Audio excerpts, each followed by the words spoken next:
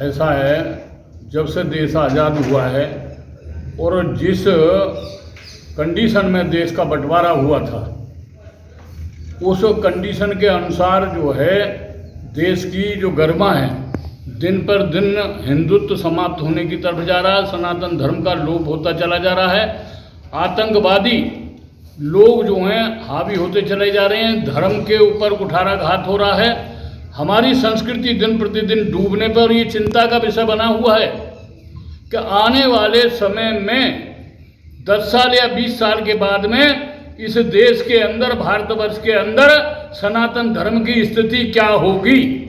जो आज भी हम धमकियों का शिकार होते हैं, आज कहीं ना कहीं हम जो सरेआम कलाकार दिया जाता है, तालिबानी सोच जो इस देश के अंदर पैदा हो रही है, उसको उखाड़ने के लिए सनातन धर्म को पुनः जिंदा करने का कर्तव्य जो आदरणीय श्री शंकराचार्य वासुदेवानंद जी ने हमें जिम्मेदारी सौंपी है, उसी के माध्यम से हमने आज ये जिम्मेदारी बहन जी को, जो काफ़ी समय से मथुरा वृंदावन के अंदर कार्य कर रही हैं और अपना कीमती समय निकाल करके जो जनता को सहयोग करती हैं, जनता के कार्य करते हैं, इनके कार्यों से प्रभावित होकर के एक सनातन धर्म की जिम्मेदारी भी इनके कंधों पर डाल दी गई है।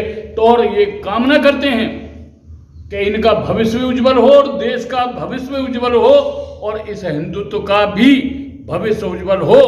हमें ये लड़ाई सनातन धर्म के साथ साथ देश को हिंदू राष्ट्र घोषित कराने के लिए भी लड़ रहे हैं। जैसा कि हमारे महामंडली साहब ने पहले बता दिया है कि अगली प्लानिंग हमारी क्या है, कब हमें क्या करना, क्या नहीं करना। हमें जो है अपने संगठन से, अपनी विचारधारा से लोगों को जोड़ना है और ये सिर्फ हिंदुत्व की बात नहीं करनी है, हिंदुत्व के लिए कुछ करना है। और कुछ करना क्या है? आपका अखाड़ा भारतवर्ष को हिंदू राष्ट्र घोषित करना है। आपका अखाड़ा किस तरह से काम करेगा धर्म के लिए?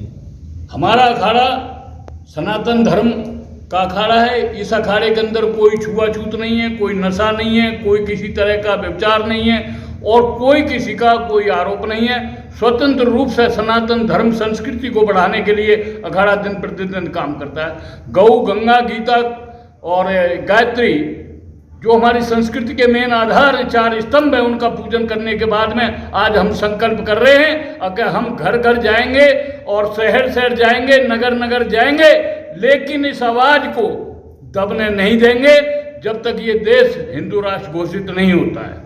याद आपके आश्रम में देखिए, आज गौ, गंगा, गायत्री, गीता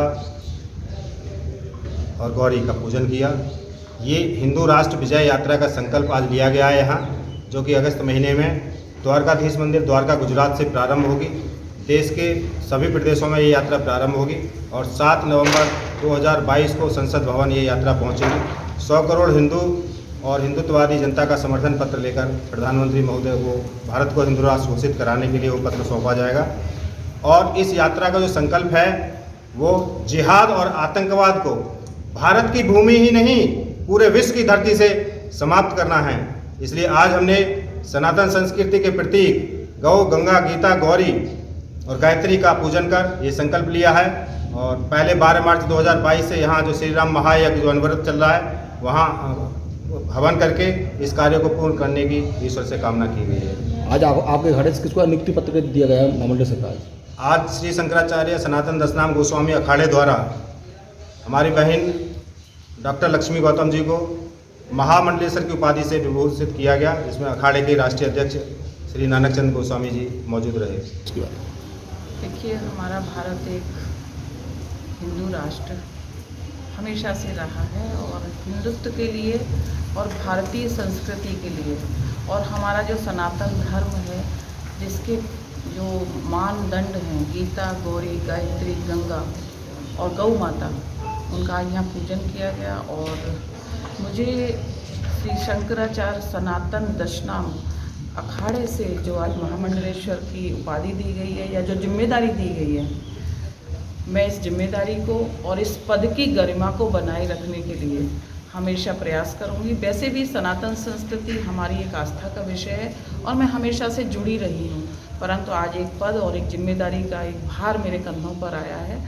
तो मैं ये यहाँ मंदिर में शिव माहेश्वर धाम में जो एक बहुत ही पवित्र स्थल है, यहाँ इस संकल्प लेती हूँ कि अपने भारतवर्ष में ही नहीं विश्व में हमारे हिंदुत्व का डंका बजेगा और हिंदुत्व की जो विजय यात्रा का शुभारंभ आज जो